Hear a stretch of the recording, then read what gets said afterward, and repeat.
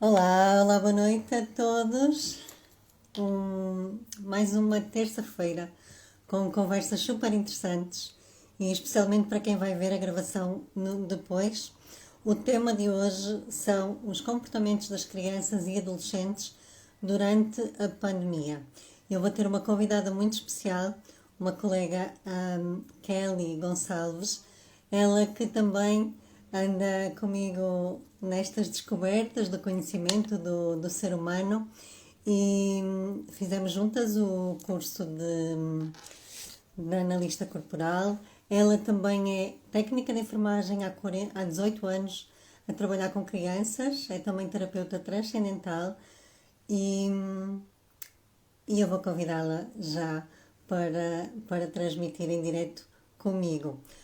Kelly, podes pedir, por favor, para transmitires em direto?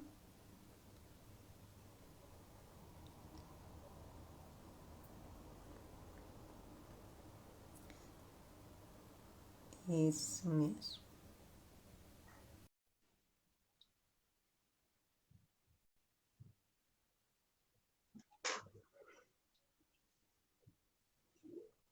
Olá! Olá, olá Kelly, já estás em direto, que bom, estou a ouvir-te muito bem. Ai, que bom, que ótimo. Tá ouvindo, enxergando bem? Sim, só vou dar aqui uma dica, que é, eu estou a ver o Hum. seu ring light nos seus óculos, Ai, tá mesmo. você É. pode pôr de lado, que assim já não Ai, é. Peraí. Vou ficar dando reflexo no óculos, né? é, mas se eu colocar inclinado a 45 graus já não dá. Ah, acho que já deu, é. É, Parou, né? está melhor, sim.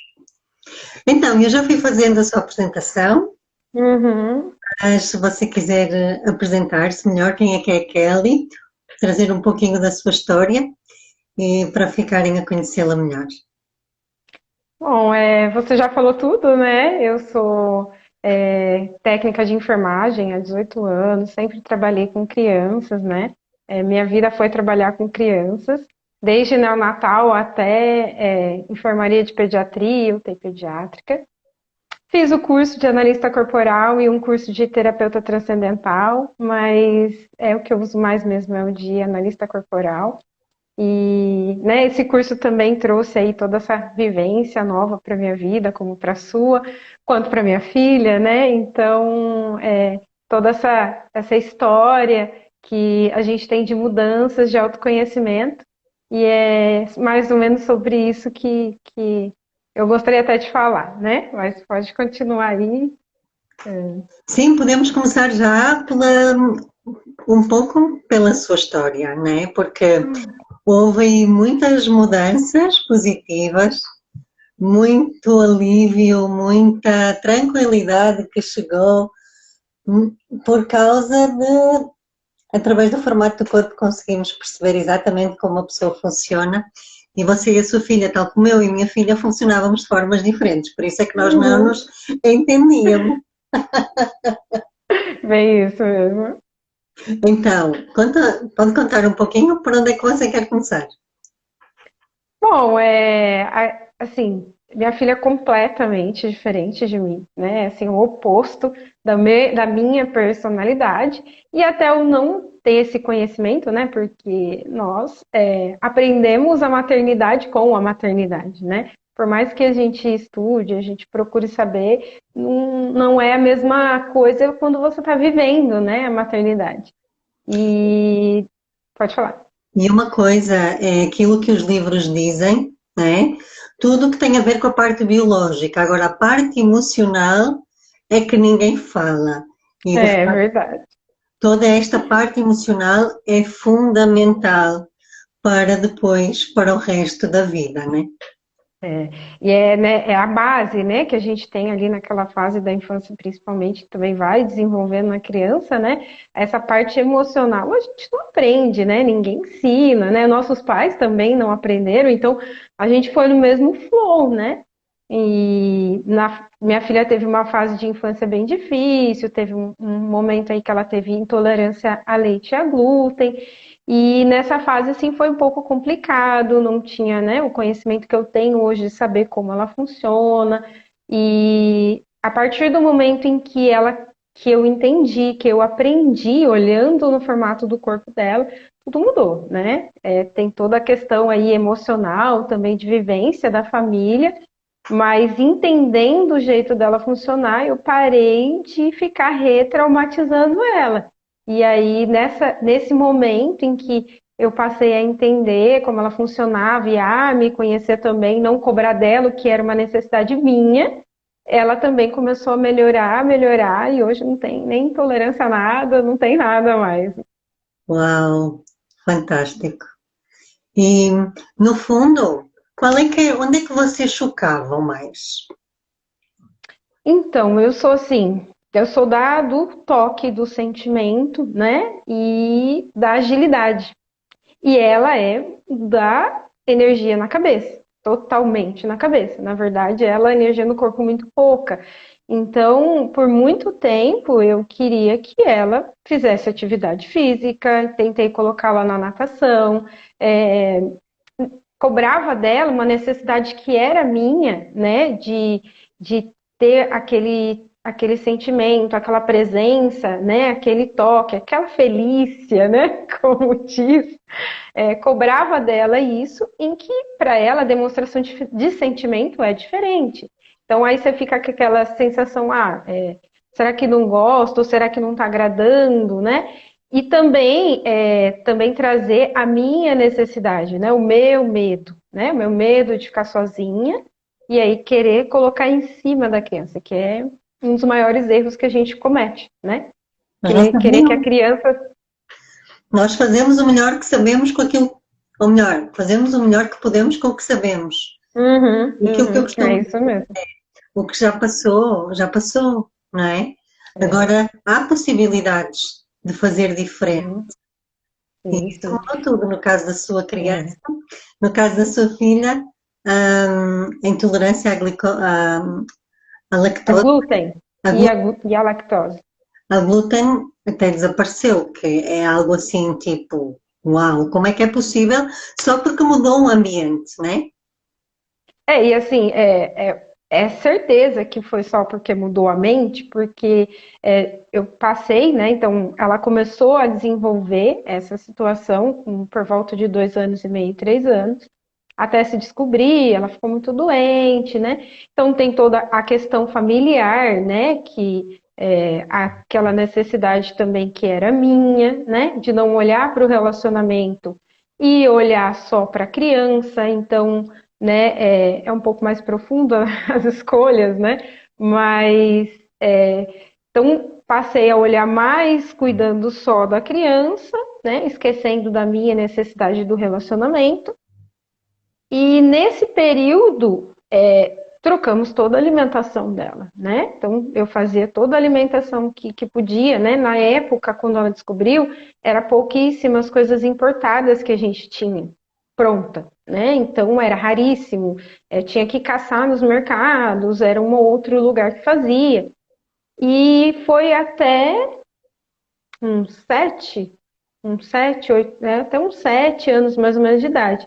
Então, durante todo esse período, né, aí eu acabei me separando, então a gente teve aí, foi uma separação tranquila, né, foi uma separação que os dois viram que não tinha mais condições de relacionamento, então foi uma separação tranquila. Nessa fase, ela nem sofreu, ela nem, para ela, claro que sofreu, porque houve um rompimento da rotina dela, mas não foi algo traumatizante.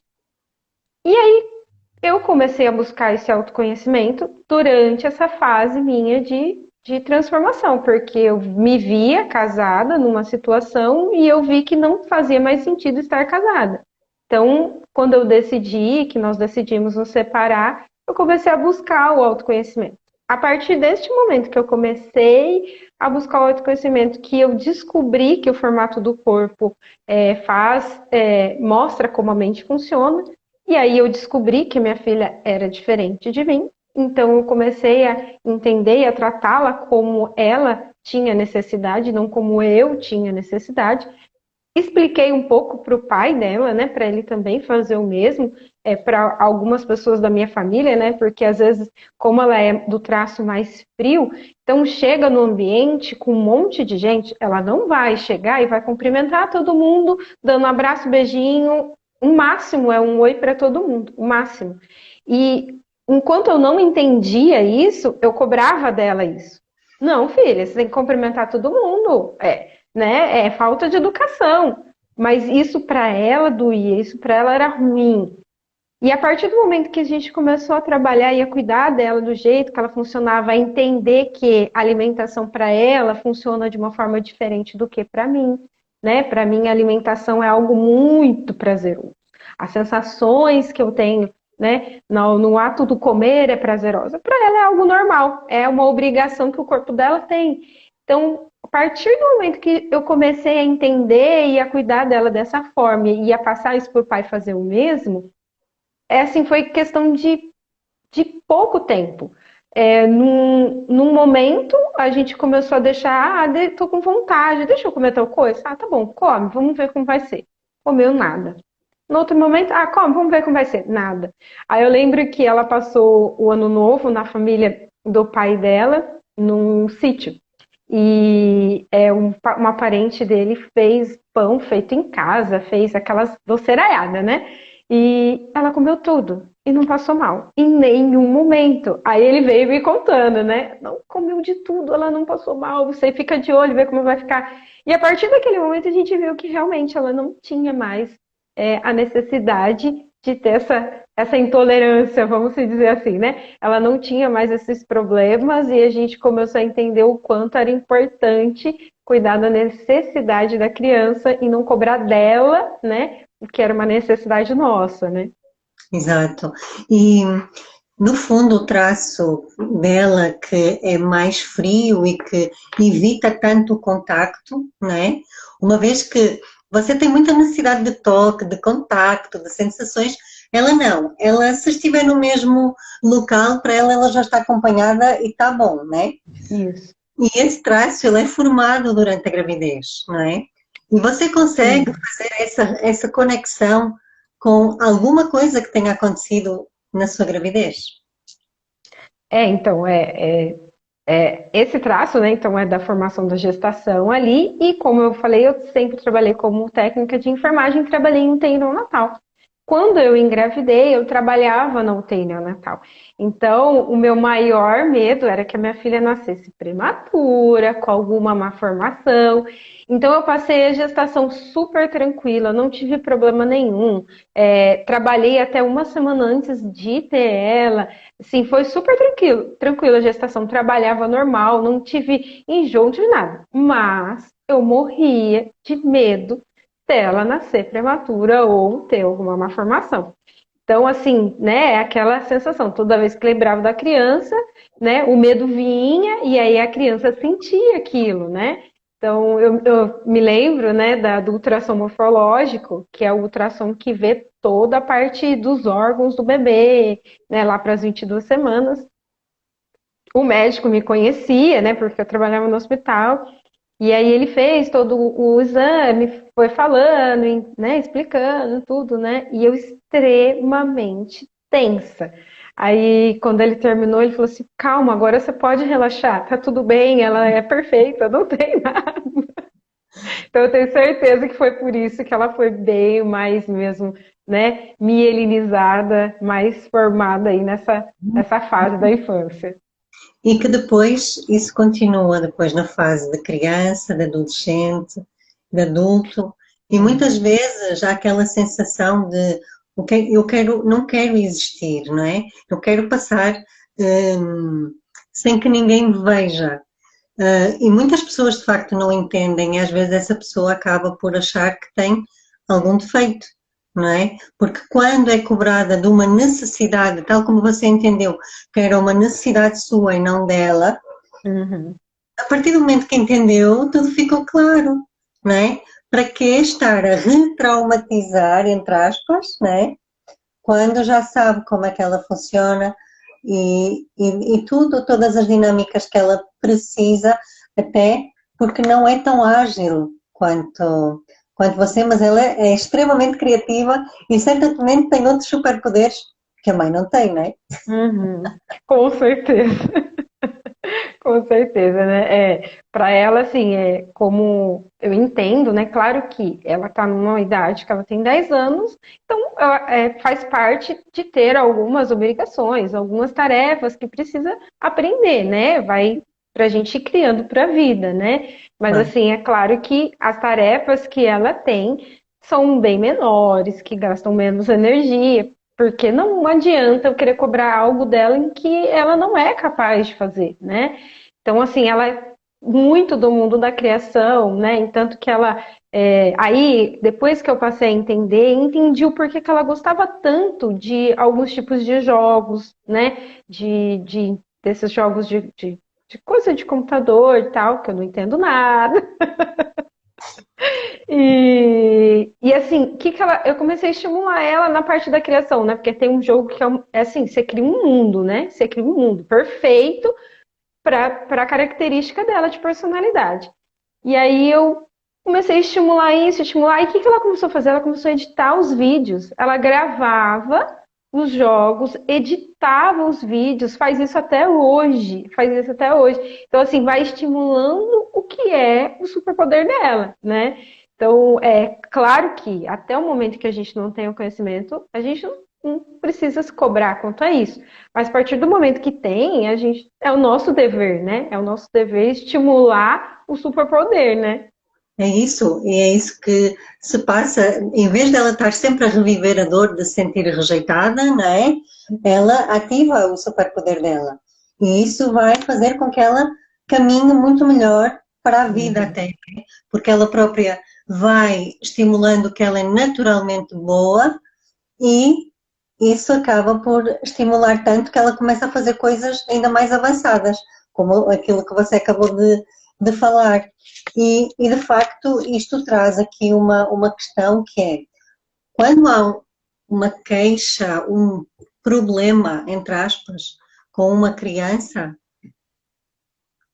nós falamos uma coisa que é, nunca é da criança, é sempre dos pais, né? E isto não é para culpar ninguém, mas a verdade, tal como você falou, você estava a vivenciar algo que não estava ok, Uhum. né? Uhum. Surgiu um problema focado na sua filha e que acabou por absorvê-la, não é? E acabou por fazer esquecer desse problema, esquecer de si até. Uhum. Isso mesmo. Muitas vezes pode ser isso que acontece, não é? Quando há queixas relativamente às crianças, aos adolescentes, a nossa abordagem é começar primeiro pelos pais. Porque às Sim, vezes, é. resolvendo a questão dos pais, as questões dos filhos desaparecem. O filho, eu sempre vejo isso, né? Isso é também por experiência, né? No trabalho, eu sempre vejo que o filho ele é um espelho do pai, dos pais, né? A mãe principalmente, né? Independente da idade, por mais que se fale que o pai tem, claro, o pai tem o seu papel, mas principalmente a mãe, independente se é menino ou menina, independente da idade, né? A mãe é sempre mais o espelho do que o pai. Né? O pai é aquele, não adianta, o pai é aquele mais provedor. Por mais que a sociedade hoje tem todas essas desconstruções, construções, não vamos entrar em polêmicas, mas é o que eu vejo, né, no ambiente ali de trabalho dentro do hospital, é essa dificuldade. Sempre há algum problema social ali interno, familiar, que aquela criança que está internada está tendo. Sempre há, né? Isso é fato, isso é claro, desde os problemas mais complexos, né, que a gente tem, até dos problemas mais simples. Sempre há, ou às vezes, uma necessidade que a criança tem, né, de ficar mais próximo da mãe, porque quando ela fica doente, ela consegue isso, ou até por problemas mais graves, né, de problemas mesmo de depressão, crises de ansiedade, que infelizmente as crianças têm, né? No fato aí que a gente está em questão, né, de pandemia, isolamento, toda a mudança social, né, das crianças e das famílias, a gente teve um aumento muito grande, né, no hospital onde eu trabalho, de tentativas de suicídio. Então, assim, é algo muito grave, é algo muito preocupante, né? As crianças, elas ficaram muito tempo sendo, pelo menos aqui no Brasil, né, sendo mais criadas pela escola do que pelos pais, né? Os pais sempre trabalhando, sempre correndo atrás, e as crianças ficaram na criação mais da escola. Quando perdeu-se a escola, os pais não sabiam o que fazer, né? Alguns pais até perderam muito emprego. Aqui, pelo menos no Brasil, foi assim bem complicado a parte de emprego. Então, imagina a situação dentro de casa, sem trabalho, sem saber como que vai trazer o alimento para dentro de casa, com uma criança que nem sabe quem é, que infelizmente era isso que a gente via, né? Muitos pais que nem sabiam quem eram seus filhos, nem conhecia direito. A criança passava o dia inteiro na escola, chegava em casa, tomava banho, comia, brincava um pouquinho, pronto, né? Então, assim, percebemos muito isso, né? Além da criança ter cortado o vínculo dela com outras crianças, né? Que aí o isolamento causou, ter cortado forma de estudar, porque os coitadinhos foram estudar online, né? E foi muito difícil. Teve, principalmente escolas públicas aqui em Campinas, a maioria teve muita dificuldade. Então, foi uma confusão de pais despreparados e todo esse aumento de toda essa questão aí de doenças, internações que a gente teve, né? E que nem eram, e podiam nem ser de Covid, né? Não, não, não. A maioria foram raríssimas, as crianças de internações de Covid. Foram raríssimas. Foram muito poucas, ainda é pouca. Agora deu uma aumentadinha, porque agora eles começaram a sair um pouco mais, né? Mas ainda é muito pouco. As crianças, pelo menos aqui no Brasil, pouquíssimas pegaram Covid. Então foi mais na questão da ansiedade, do stress, dos pais não tão preparados e até às vezes com questões como a que você tinha com a sua filha, não é? Diferentes formas de funcionar, às vezes a cobrar o que não é, e isso vai gerando ansiedade também, porque a criança não sabe como corresponder e começa Uhum. a sentir-se que nem é amada da forma, do jeito que ela é. É Então, bem isso. por vezes esta situação surge, tal como você diz, para que a mãe acabe por baixar a guarda e ficar, porque tem que Uhum. cuidar dela, não é? Sim, aí é a hora que às vezes a gente vê, né? Ah, tem algum outro tipo de infecção e tal. E aí você tá ali, né? No ambiente, você tá conversando com as crianças, né? Você tá conversando com os pais, pergunta o que que foi e tal. E muitas das vezes alguns pais chegam e falam pra gente, nossa, eu tô aqui, tô descansando. É o único momento que eu tenho para descansar e cuidar da criança, né? Então, às vezes, está ali, está conseguindo dar mais atenção para a criança, estando próximo, estando junto ali do mesmo lado, cuidando daquela criança, comendo sem precisar preparar comida, né? E muitas dizem, eu aqui estou descansando. É isso. Só que é ruim, né? Esta escolha, entre aspas, de precisar de um problema para descansar. Mas infelizmente isso é mais comum do que, do que aquilo que se possa imaginar, não é? E de facto, a Organização Mundial de Saúde também fala, isto antes até da própria pandemia, que a segunda causa de morte em adolescentes é aquela questão que você falou, de tentativa de suicídio, não é? O suicídio. E logo a seguir aos acidentes, eu quero dizer que há aqui uma grande inconsciência para viver Uhum. a vida no extremo, não é? E a pandemia também acabou por fechar, que parece que quando abrir é para a vida louca toda, não é? E depois acontecem estes apuros. Sim, sim, é verdade. Observo muito isso e realmente esses dados, né, infelizmente são verdadeiros, mas também, né, essa questão, né, o despreparo, né, os pais, alguns nem buscam, né, o conhecimento, vai no flow do que viveram, né, que nem a questão, né, do cuidado, né, eu também vim no flow do cuidado, né? Minha mãe, ela não, praticamente, ela foi órfã com 7 anos, 6, 7 anos. Então, ela não teve essa fase. Ela foi criada em orfanato. Então, o que ela passou para mim também não foi muito aprender a cuidar de uma criança, daquele colo, a dar toda aquela. Eu segui no mesmo flow até eu entender: peraí, tem alguma coisa errada. Eu preciso buscar um autoconhecimento porque eu acho que preciso quebrar esse padrão. Então, assim, até o momento em que os pais dão esse estalo de que precisa realmente olhar para isso, infelizmente as crianças acabam, né, sofrendo, né, do espelho dos pais, né? Mas assim, a gente tem, né, hoje, né, principalmente a ferramenta aí da análise corporal para ajudar, né, para ajudar a gente a mudar isso, a quebrar esse padrão, a começar a deixar nossas crianças aí a viverem todos os seus recursos, todos os seus superpoderes, né?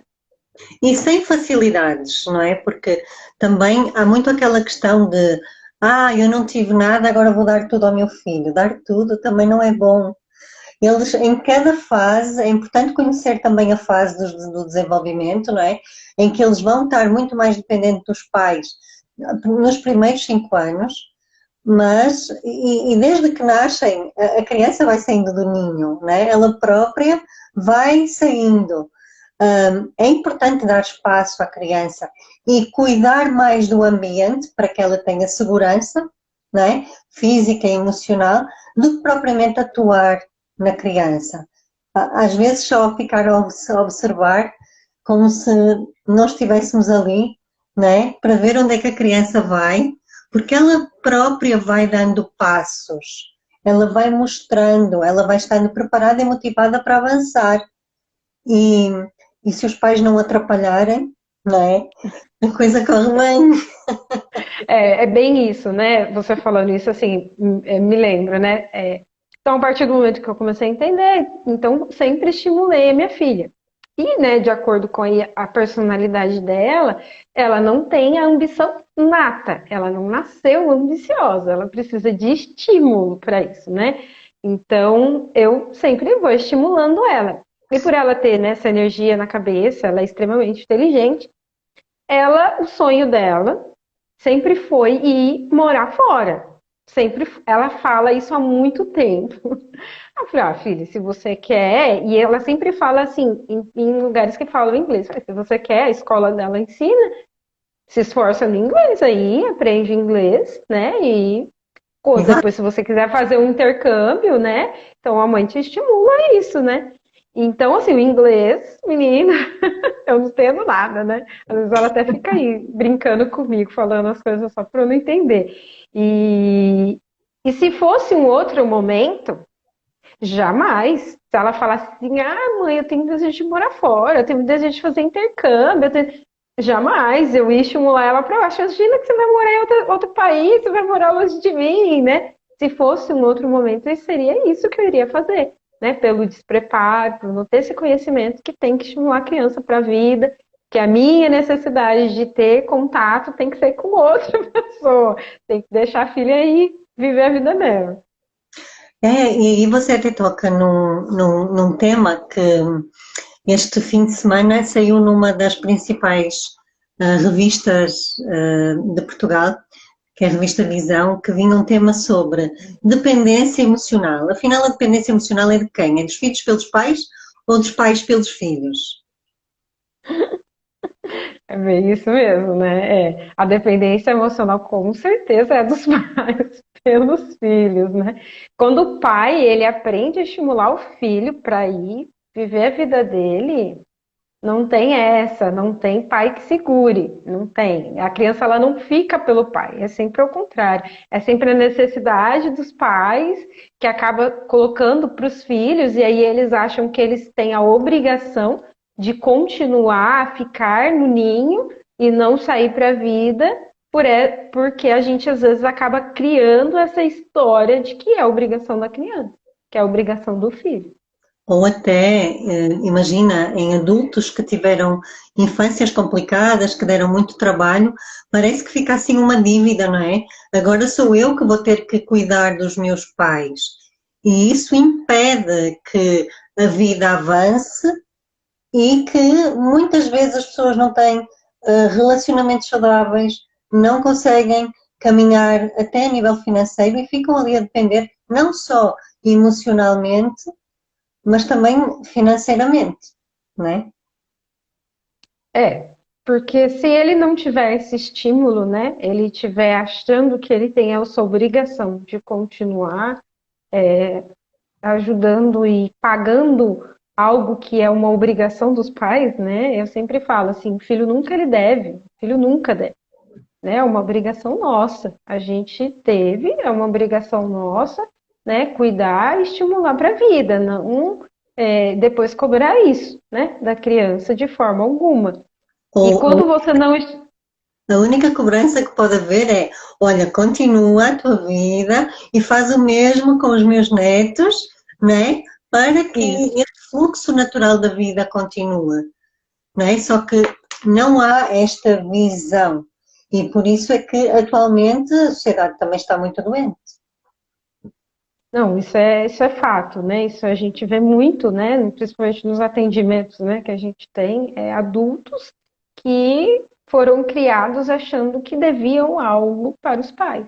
E aí não consegue ganhar dinheiro, não consegue estimular para a vida, não consegue crescer, não consegue ter família. Muitos nem casam, já são adultos e não conseguem nem criar sua família e muito menos nem morar sozinho, né? Porque tem foi criado, né, com essa necessidade que às vezes por alguma distorção aí da criação da família, se falaram que os pais, os filhos têm que cuidar dos pais, né?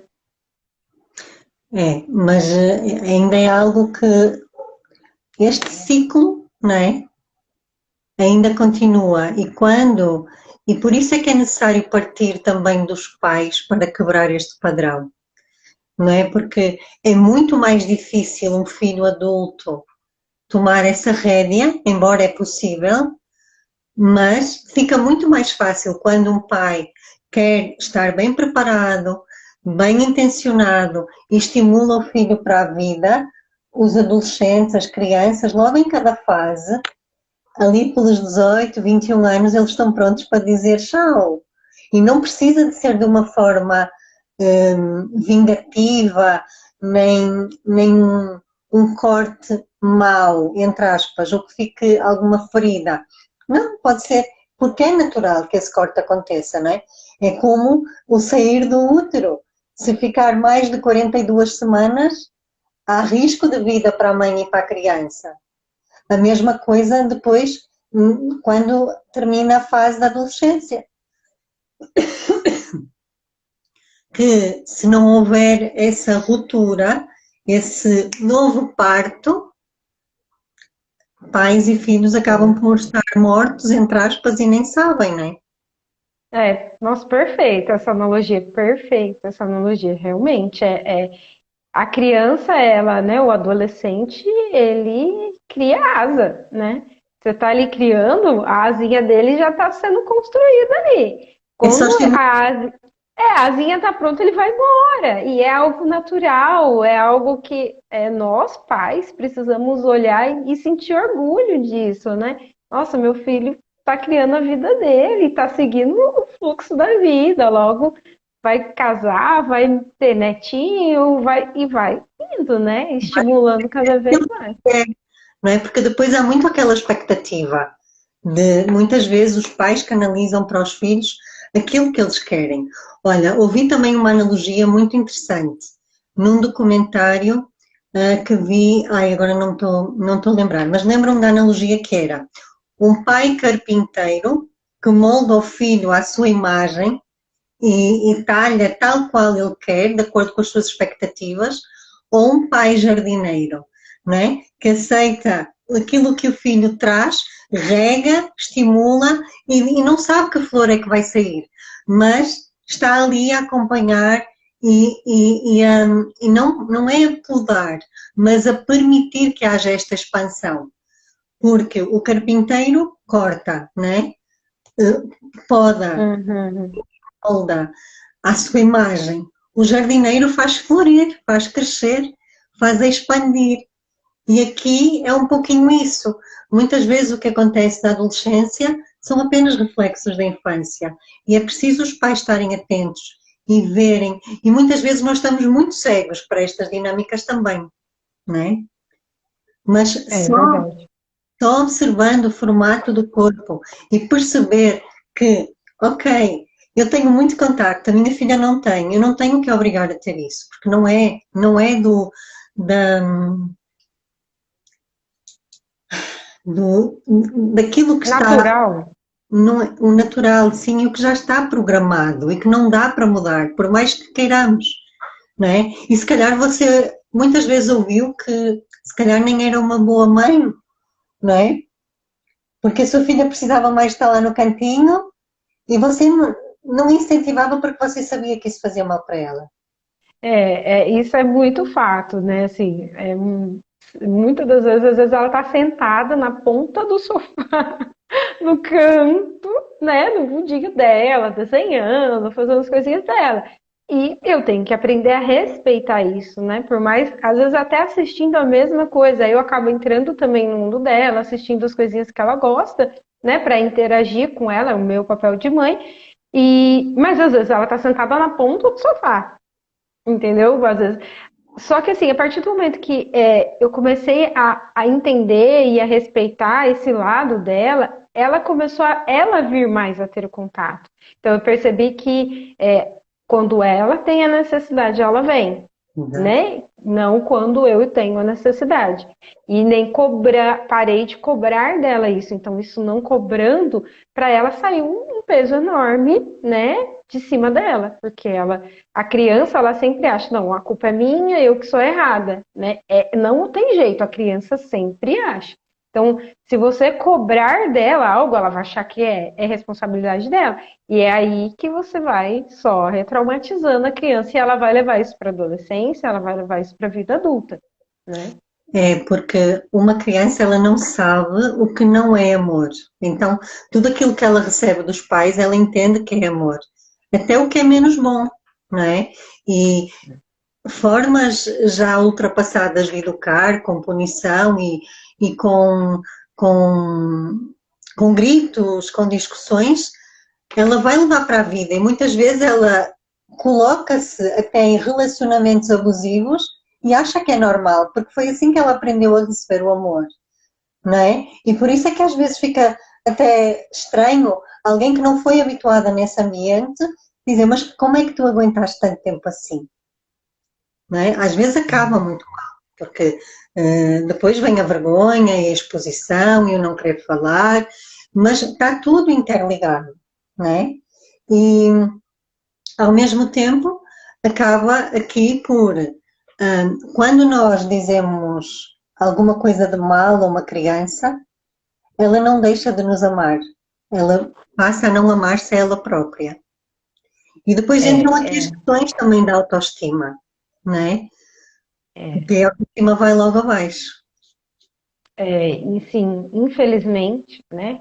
Pegando aí um pouquinho mais pesado, né? A gente vê isso dentro do hospital, até em relação ao abuso, né? Graças a Deus é raro, né? Os abusos ficarem internados, né? São casos extremos, mas no pronto-socorro sempre aparece. E as crianças, elas continuam amando os pais da mesma forma, mesmo que foi um despreparo dos pais, uma falta, um pai ou uma mãe que não olhou se foi alguém de fora, mas a maioria é de dentro de casa, e eles continuam amando os pais da mesma forma. Então ali uma distorção assim enorme, né? E até mesmo em casos não tão extremos quanto esse, né? Em casos que a gente vê até da distorção aí de uma vivência, uma casa com brigaiada, com gritaiada, com, né? Os pais colocando o seu estresse e o seu nervoso em cima dos filhos, porque é sempre os pais. E ele aprende que aquilo é normal, e ele vai reproduzir isso para a vida adulta dele, né? Vai vivenciar isso na vida adulta, né? Infelizmente é isso que a gente vê. Vai ser aceitar muitas das vezes, né? Um menino ou a menina Mesmo o homem, né? A gente está cansado de ver casais em que o homem, a mulher só falta bater, né? Isso quando não bate. Então, ele aprendeu que aquilo é normal, é assim que se vive, É, né? Então, e é sempre um espelho, mesmo dos pais, não tem jeito. é isso, até porque enquanto os pais não olharem até para as suas memórias, né, que vivenciaram e que não foram tão felizes, e não olharem com isso com carinho, com amor e aceitarem isso também em si, é muito fácil entrar no automático de produzir na criança, porque é algo que ficou lá. E é algo que está muito profundo, não é? Porque a maioria dos pais não quer gritar com os filhos, não quer fazer mal aos filhos. Só que chega uma altura que diz, já está, já foi. E agora, o que é que eu faço? É, é uma reprodução automática, né? E assim, um exemplo, sim, bem leve, vamos dizer assim, leve entre aspas, porque leve para mim, porque é algo que para mim não faria diferença, né? Como eu disse, a minha mãe, ela foi criada num orfanato, os pais dela morreram quando ela tinha 6, 7 anos de idade. Então ela foi para um orfanato de freiras. E o castigo do orfanato de freiras, imagina, vocês sabem como é, todo mundo sabe como era antigamente, né? Os orfanatos, a criação, infelizmente, era regrada a réguada na mão e mais coisas. E um dos castigos que tinha no orfanato de freiras era comer mingau de aveia.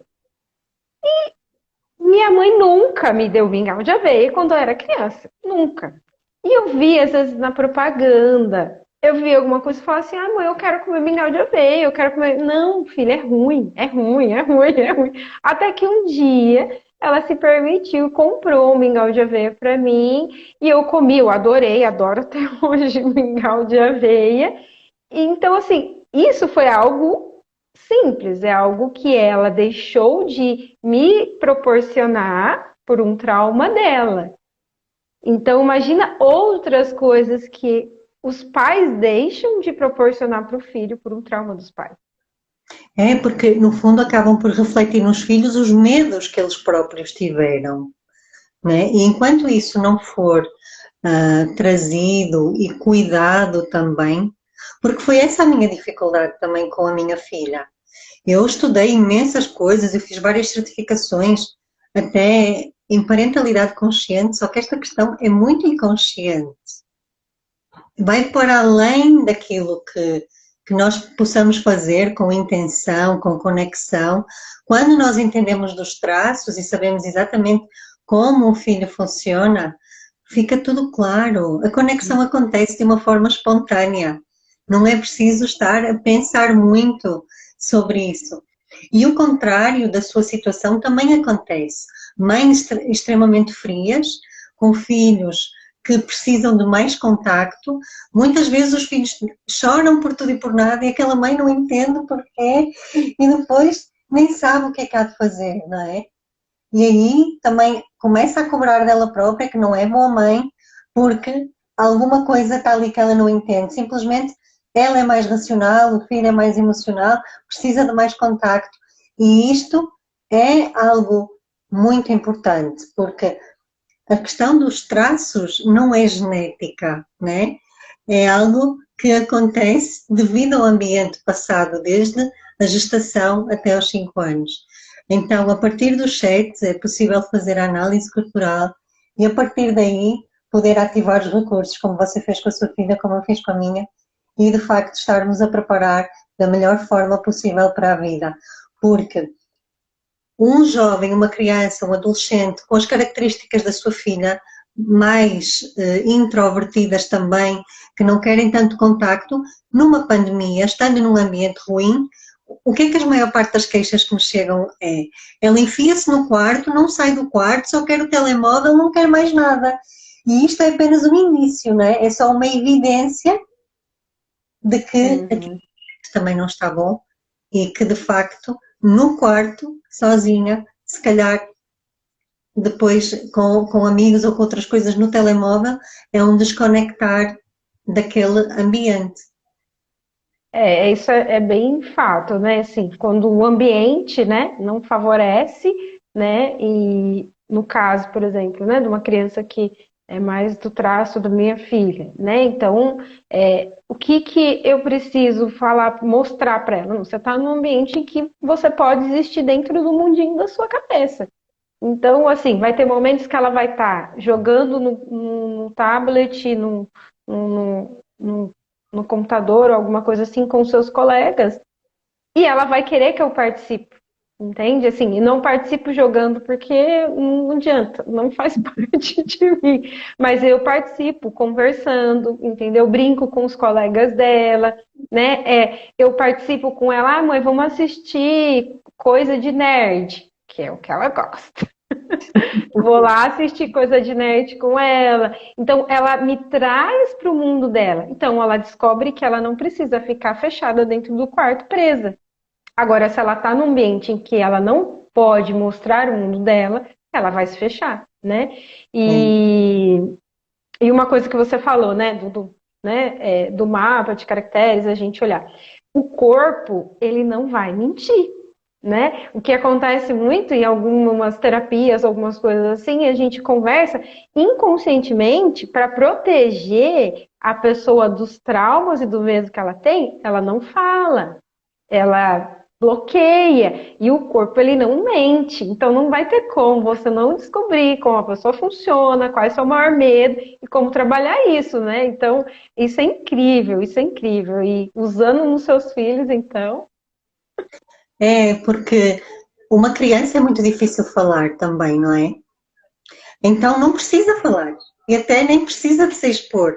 Até por foto é possível fazer o mapa e dizer exatamente como ela funciona. E para os pais é um alívio. E para os professores também. Porque às vezes há crianças que levam para a escola problemas de casa que não sabem expressar e depois os pais são chamados e lá está, fica o foco na criança. Porque não há ainda este entendimento de que é preciso começar primeiro pelos pais. Porque muitas vezes, cuidando dos pais, já nem é preciso cuidar da criança, a coisa desaparece naturalmente, quase que por magia, não é? É isso, quase que por magia. Tal como aconteceu com você. Então, nós temos exatamente 5 minutos. Esta conversa poderia durar ainda muito mais e certamente teríamos muito aqui a acrescentar.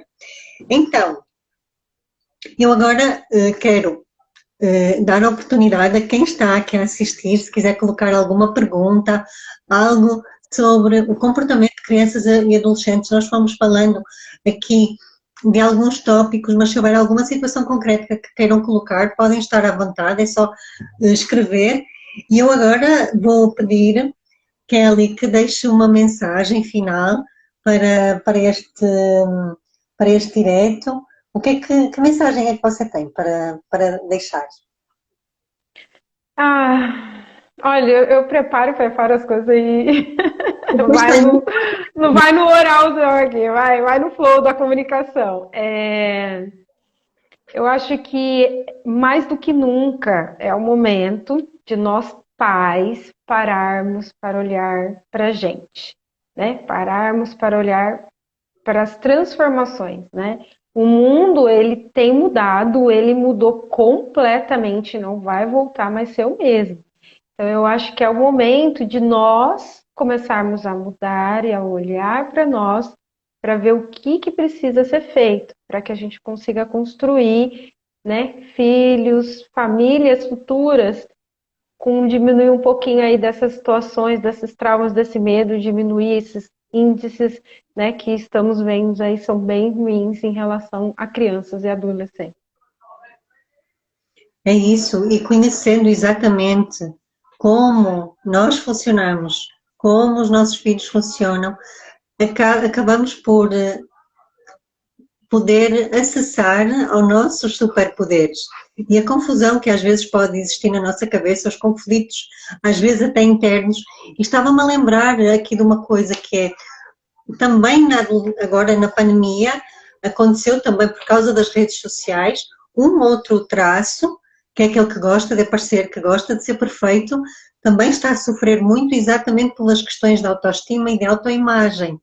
porque são aquelas adolescentes que querem estar perfeitas, tal como a influencer que está a falar, e é tudo muitas vezes tão irreal, tantos filtros que se usam, não é?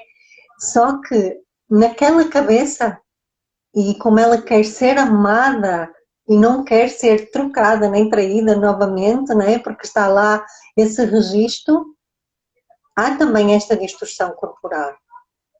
Isso é verdade. A gente vê muito, né, assim, adolescentes principalmente, né, ou até início da fase adulta, né? A gente vê muitas moças, mulheres já início da fase adulta, né, que acaba tendo essas distorções da imagem, né? Acaba aí distorcendo totalmente a sua própria imagem, né? Não se vendo o quão bela é, o quão bonita é, o quão boa pode ser em qualquer momento da sua vida e acaba olhando para um espelho de alguém que não existe, né?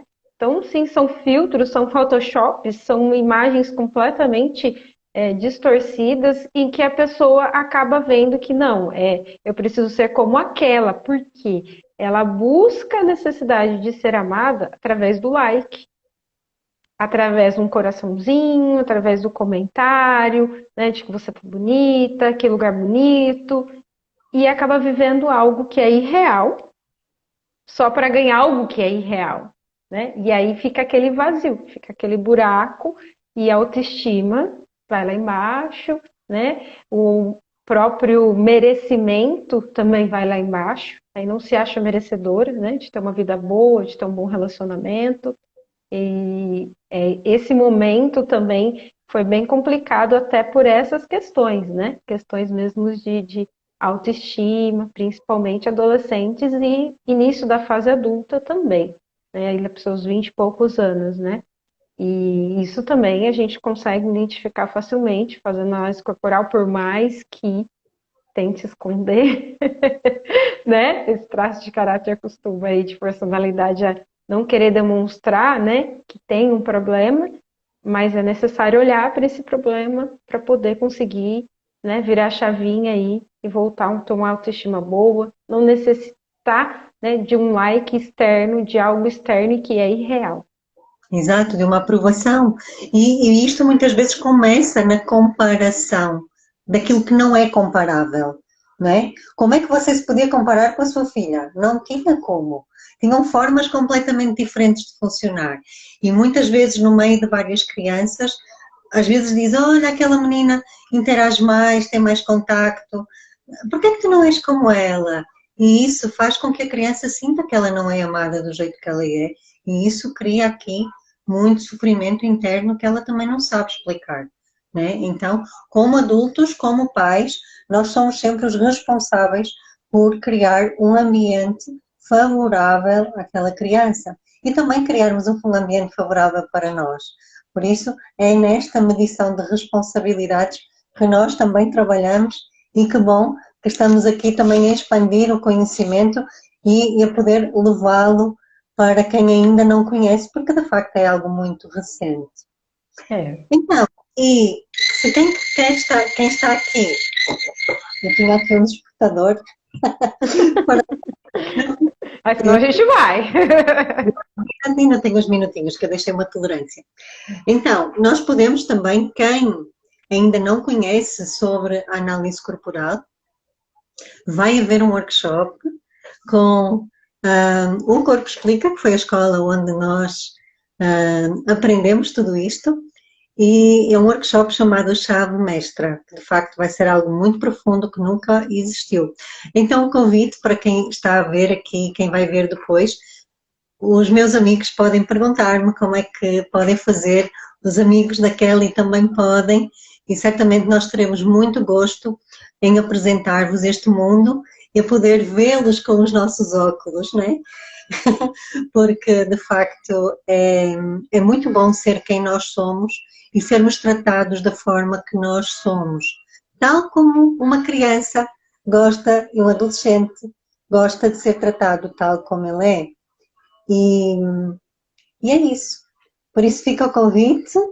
Kelly, muito obrigada por ter estado a partilhar comigo hoje esta live e vamos continuando por aí, a levar esta leveza e esta certeza às pessoas que de facto há solução para os conflitos que elas vivem internamente, para os conflitos que acontecem externamente também, para que a vida seja mais leve, né?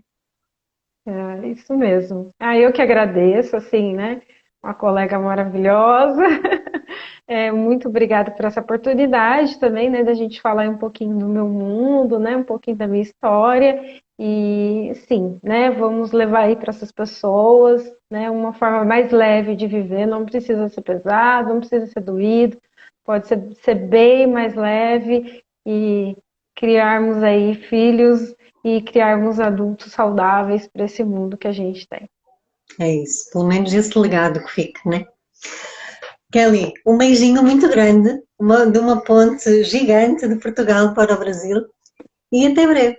Vamos falando. Até. Beijinhos.